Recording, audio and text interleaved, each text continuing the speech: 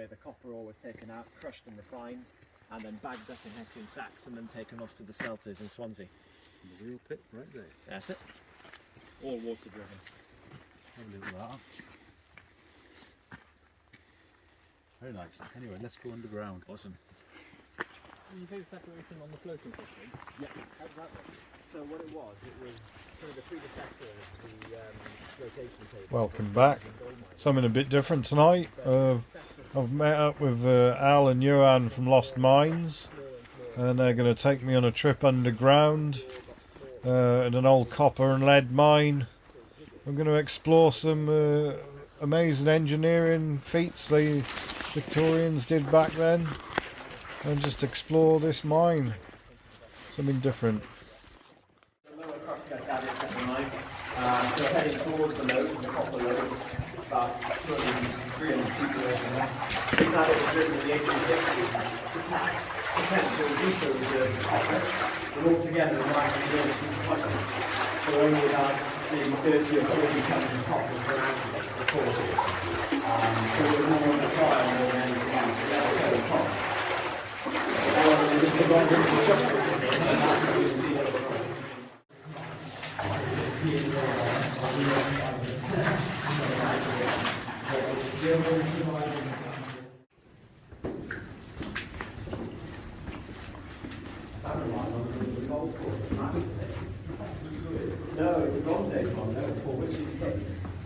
Down to my left you can see the drainage ditch that allowed the water to drain out from up the mine here. It's a good example of one. Pretty rare special bit of engineering from the Victorian days. You don't see this often underground.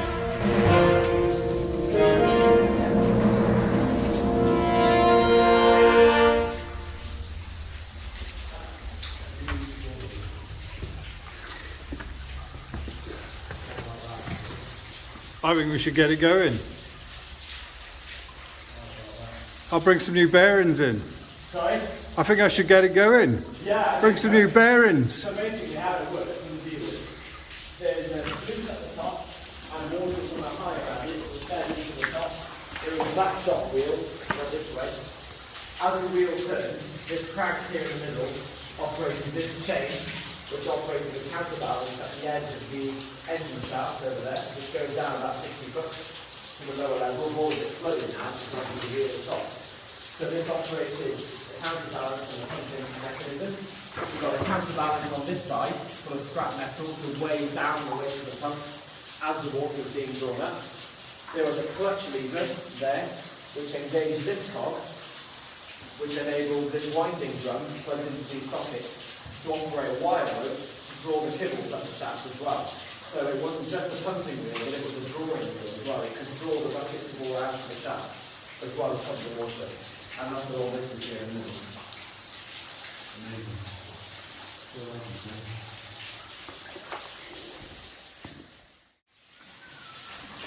So when you say when it turns a lot, I can say like when the line goes or whatever. You get Jason the video, giving him shout out. Oh yeah. And we've seen this before, we've seen that in North Wales. There's a mini version of that. So they're really looking for the nose here in their box. And they're just going all over there, trying to find it. There's a lovely bit of ore above this. Copper staining. We follow that copper staining round. Look up there.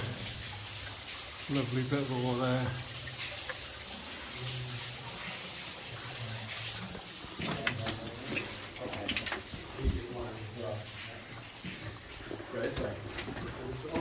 Amazing wall of deads. Yeah, this is very fine deads as well. Normally they're larger. Yes. That's how you build a wall, eh? Look at that. They were short, weren't they? Yeah. Yes. Yeah, the level gets really low all of a sudden.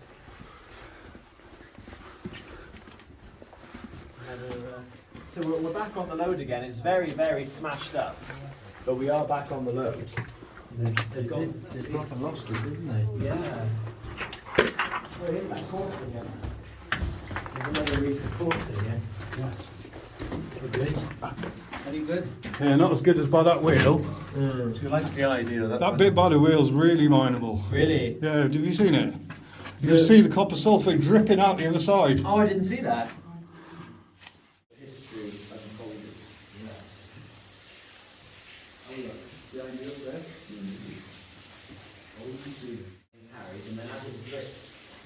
Along the wall, like this, it just deposits those minerals.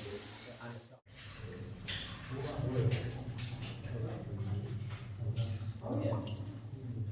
I like the look of this. Oh, the black do. Yeah. I really don't like the look of this.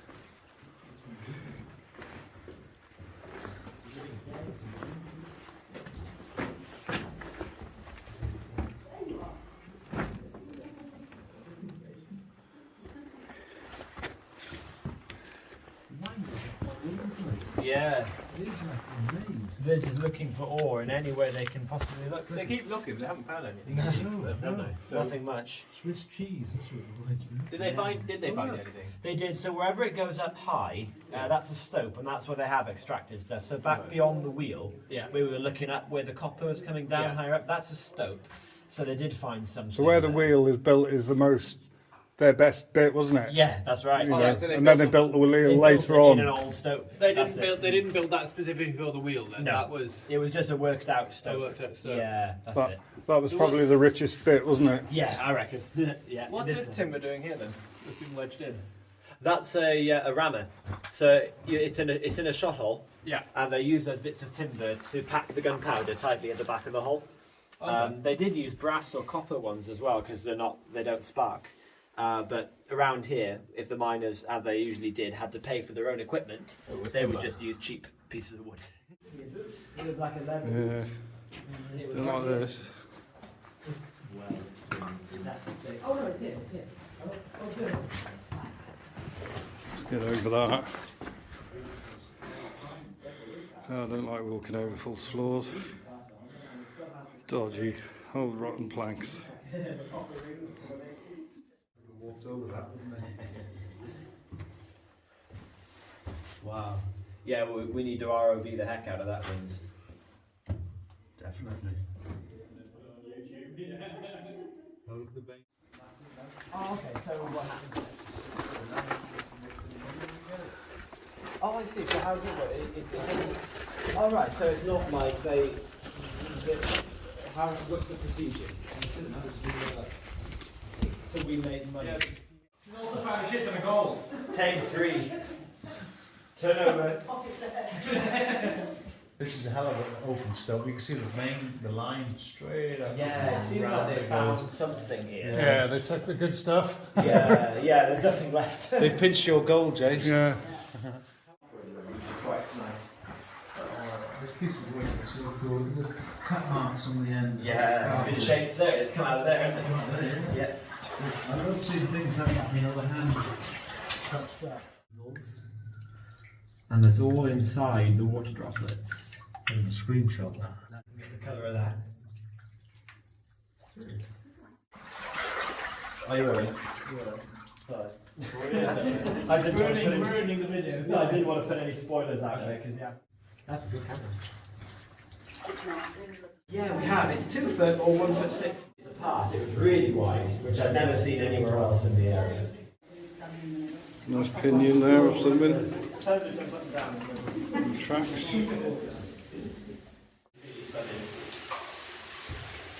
Is this? This isn't natural. This is dug out.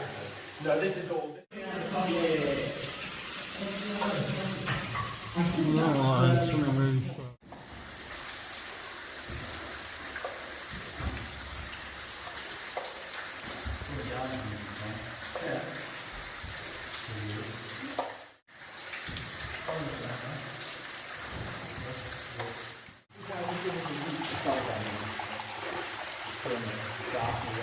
We just climbed up.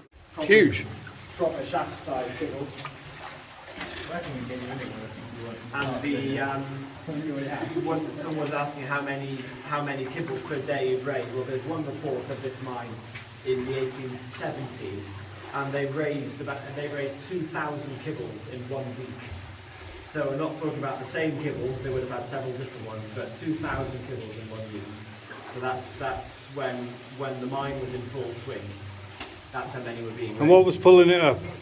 It was a wire rope attached to a water wheel on the surface at the top of the main shaft, which is A winder drum. and then the wire rope was connected to this, and there would be a wooden boardway or a wooden plankway called the kibbleway up the side of the shaft, so that the egg-shaped kibble wouldn't snag and would slide up the wooden boards nearly vertical up to the top. Once at the top, it was emptied into wagons and then lowered down an incline to the dressing floor, where the ore was then tipped out and processed. So this was a very crucial part of the operation. So it was shaped So- like that, so it wouldn't snag it over Correct. the way up. Yeah. So it's like that egg shape, and it's basically 4 or 5 riveted plates overlapping each other all the way around. Video from the inside. That's it, absolutely. And it would have been knocked together by the mine's blacksmith. Every mine had a resident blacksmith, and they would do jobs like this: build wagons, put railways down, kibbles. So it's a locally made kibble right up here, probably.